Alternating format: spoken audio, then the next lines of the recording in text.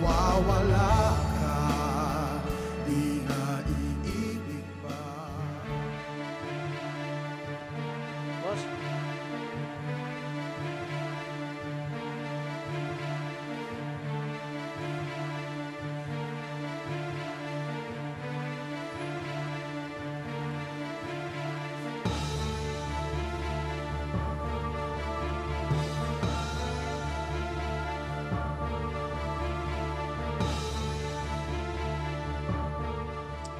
No. Imposible. Ang San Dionisio hindi ko makakuha ang endorsement. Well, Dad, if it's any consolation, iniba na rin nila ang wording sa endorsement kay Tomas Locsin na una nilang inendorso. Maglalabas daw sila ng bagong endorsement letter bukas. Makukuha ba natin ito? Hindi natin masasabi yun. Pero kung nagawa nila kay Tomas Locsin yun, malamang ibibigay nila sa atin yung endorsement. Titimbrehan ako ng mga kapartido natin doon kapag sa akin na ibigay ito. Senator, remember that San Dionisio is traditional and oppositionist. And now this is aggravated by the fact na kapartido nyo na ngayon ang presidente. Asturias, ang San Dionisio. Tawasin mo man akin. Okay? Kakausapin ko si Governor Salgado. Do that. Do that, Asturias. Alamin mo kung sinong Poncio Pilato ang inendorso nila. Excuse me.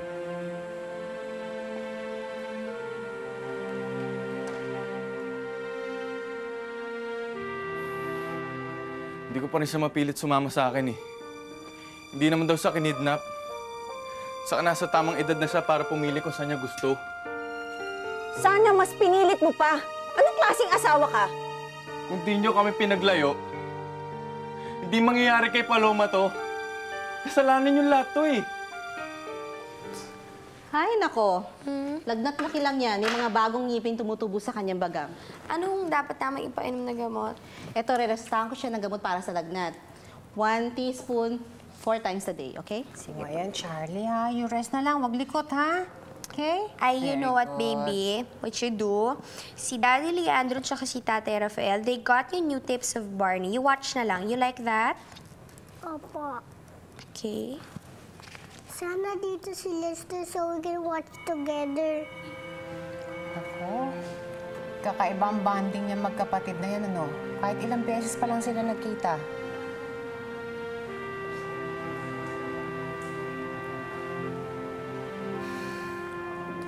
Hoy, wag na tayo magsisihan. Magtulungan na lang tayo para mabawi si Paloma. Hindi pa rin ako gagamit ng dahas. Hindi niyo ako kadugo. Pipilitin ko pa rin siyang makipag-usap sa akin. Pipilitin ko siya.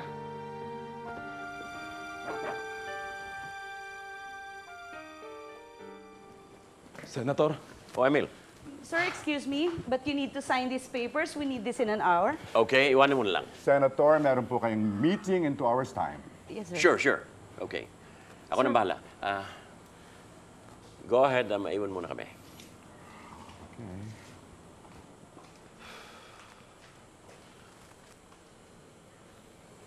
Emil. Senator, may humahabol po sa akin eh. Ba, di mo ko tinawagan? Nagpanik po ako, Senator. Natatakot na po ako. Emil, pag natakot ka sa kanila, lalo kang tatakutin. Magpakatatag ka. Matuto ka na. Para sa pamilya mo rin ito.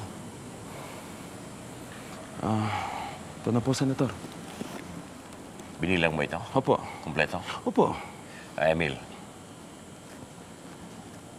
nag-deposit ako ng malaking halaga sa bangko sa pangalan mo.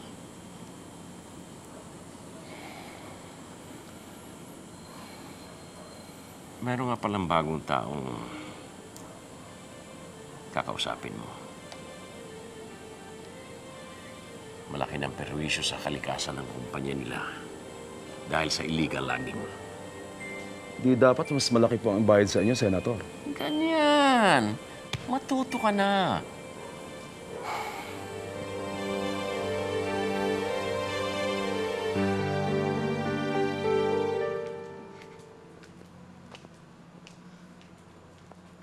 Dali, mag-uusap lang tayo. Ayoko. Ano ba? Usap lang tayo. Ayoko. Usap lang tayo. Tigilan mo nga ako. Usap nga lang tayo. Ayoko. Usap lang nga tayo eh. Ayoko. Ano ka ba? Ayoko. Usap lang tayo. Wala. Anong kalokohan ito? Mawawala ka, kung mawawala ka, di na. Well, Nagbibiroan lang po kami. Ikaw naman kasi. Tita Doris, sorry po. Ganyan talaga kasi kami magpinsan. Bata pa lang kami, ganyan na kami. baka magising si Lester. Pasensya na po kayo ulit.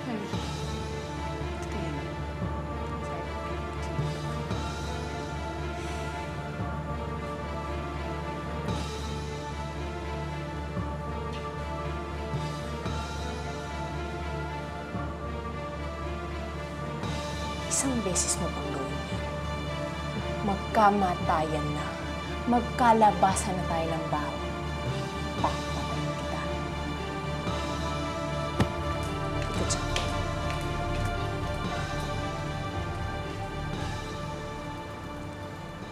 Makabala po si Senora. Thank you. Oh, Asturias. Hi, good morning, Iluminada. Ano naman ang kinalaman ni Leandro sa pakipag-usap po sa mga mayor at barangay chairman ng San Dionisio?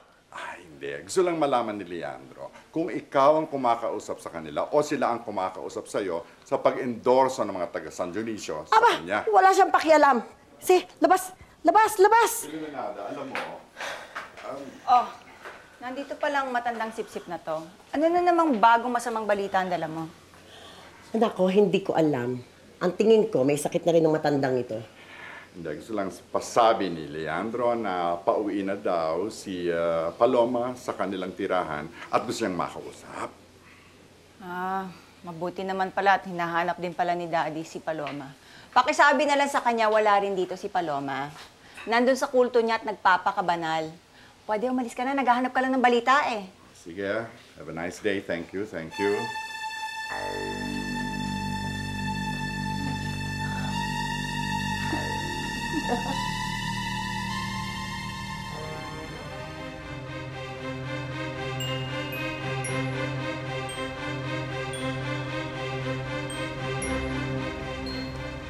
Yung batang nasa swing, yung babae nag-aalaga sa kanya, silang titiktikan nyo. Yes, boss. Pag-aralan yung mga galaw nila, kanilang mga kilos, kung kailan lumalabas, kung kailan sila pumupunta dito, at kung saan sila madalas magpunta. Ano po aming gagawin kapag napag-aralan nyo na po, bossing? Ako nang bahalang gumalaw. May isa pa akong batang ipapatiktik sa inyo. Dalaw po ba? Oo. Kapatid ng batang niya.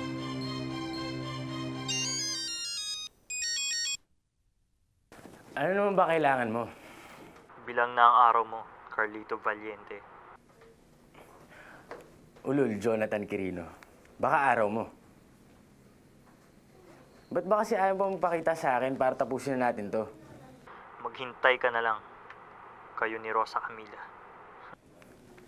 Hindi mo ba naiintindihan? Wala na sa atin pareho si Rosa Camila. May pamilya na ako.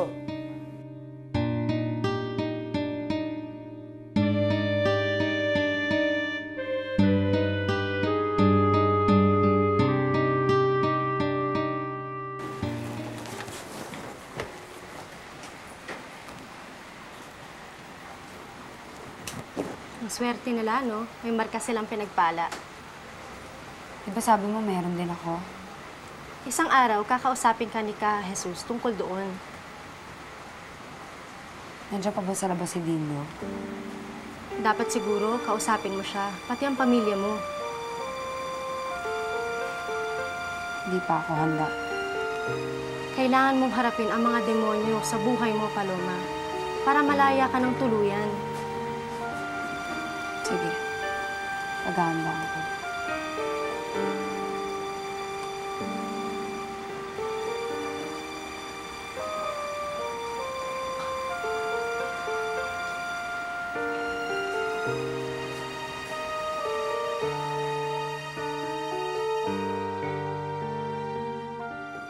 Nakausap ko si Secretary Pineda. Nag-decide na raw si Madam President kung sino magiging choice niya. bakit ka mukhang kinakabahan? It's in the bag, isn't it? No, it's not. May sinabi sa akin ng kasamahan ko na meron pang isang kinukonsidera si Madam President. Problema ko na nga si Leandro Dadagdagan pa. At yung anak mo, sunod ng sunod kay Presidente, parang anino. Bulong ng bulong, parang bubuyog para sa kanyang ama. Why can't you tell your daughter to stay on my side? Tomas, hindi ko sila mapipilit. Enough. That will be the last time you will ever try to hit me again. And who says so? I say so. Alam mo, Tomas, sawan-sawa na ako to give excuses for all the pasa in my body. If you want to be president, then you will need all my help as a wife.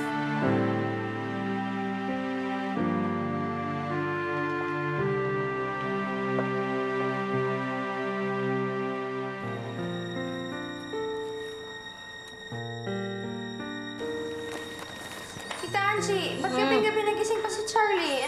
Ano ginagawa niyan? Gusto daw niya mag-read. Read. Tita Angie naman, 3 years old lang, hindi marunong magbasa. Ano?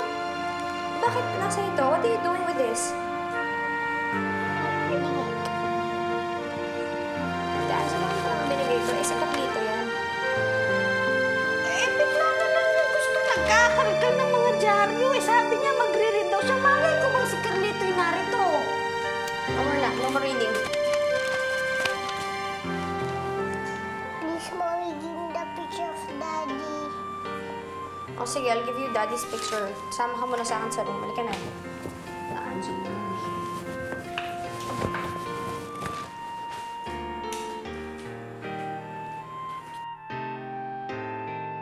Kung mawawala ka, kung mawawala ka, di na iibig pa. Asturias, may nakuha ka bang informasyon kay Iluminada tungkol sa Mayor's League ng San Dionisio? If I still have their total support? Senator, I tried my very best to get this information. Pero wala akong nakuha kay Iluminada kung anong kanilang strategy sa San Dionisio. Di bale, ako mismo ang pupunta sa San Dionisio. I'll find out kung sa akin pa mga mayor doon. Senator, ayusin ko po ang schedule ninyo. Yeah, sure. Alicia, si Rosa Camila, nakakatanggap pa ba ng threat galing kay Jonathan Quirinong yan? Meron pa, pero kaya na ni Rosa Camila yung problemang yan. Yung mga ganyang bagay dapat pinaalam sa akin. Leandro, presidential campaign mo na lang ang problemahin mo, ha? Di bale, Asturias. Ako mismo ang pumunta sa San Dionisio. Alamin ko sa mga mayor doon if I still have their total support.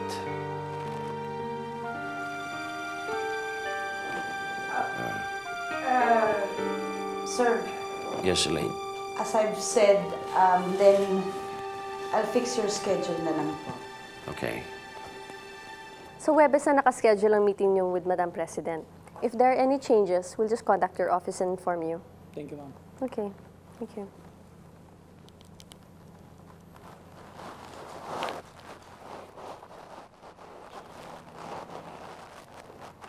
Hello, Dad. Kakalabas ko lang ng office kay Madam President. Nagpapaset up siya ng meeting bukas. Sino ito, Amanda? Meeting with the President. I-announce na niya ang decision niya kung sino magiging standard bearer ng partido sa darating na eleksyon. Tomorrow. Tomorrow. Leandro, gusto ko na magpahinga. Yeah. Tomorrow's another day. Tomorrow.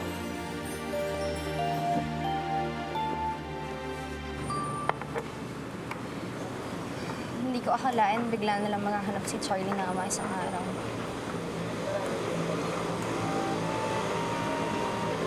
Malaki na si Charlie. Siguro, panahon na para makilala niya yung ama niya. Ipakilala o ipakita hindi? Eh, talagang maghahanap yan. Hindi ka ba magagalit? Bakit naman ako magagalit? Anak lang naman yung turing ko pa, Charlie. Hindi naman ako yung tunay niyang anak.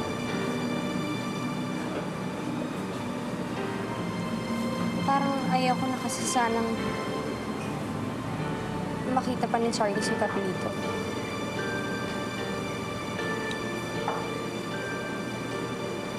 Baka ang ibig mo sabihin, ayaw mo siyang makita.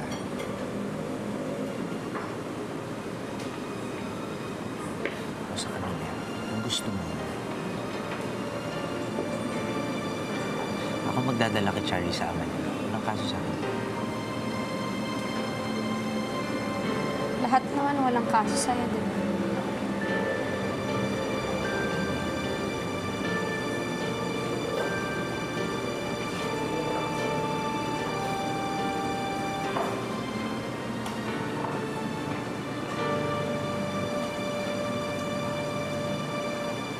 Sigurado ka bang darating siya?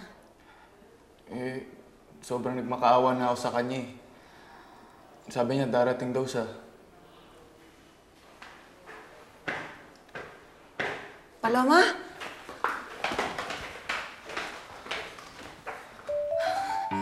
Paloma? Paloma? Suko ni Satanas! Magbaga! Paloma! Paloma! Tama na! Usap kayo! Usapin mo mami mo! Paloma, tama na! Good morning. Good morning, Madam President. Good morning, Madam. Morning, gentlemen. Have a seat. Thank you. Kung ano man ang pag-uusapan natin dito ay walang makakalabas sa kwartong ito, nakakaintindihan ba tayo? Yes, po. Good. Next week, magpapatawag ako ng party convention at ang buong partido ay pipili kung sino sa inyong tatlo ang magiging karapat-dapat maging kandidato ng ating samahan. Madam President, tatlo? Oo. Hinihintay pa natin ang pangatlong most likely choice, strongly endorsed by some of our party mates.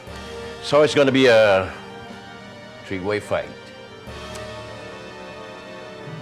And the best man win, Mr. Loxane. Hmm?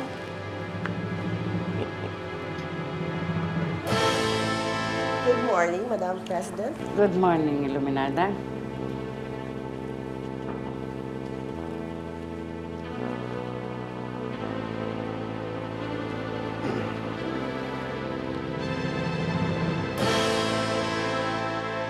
Kung mawawala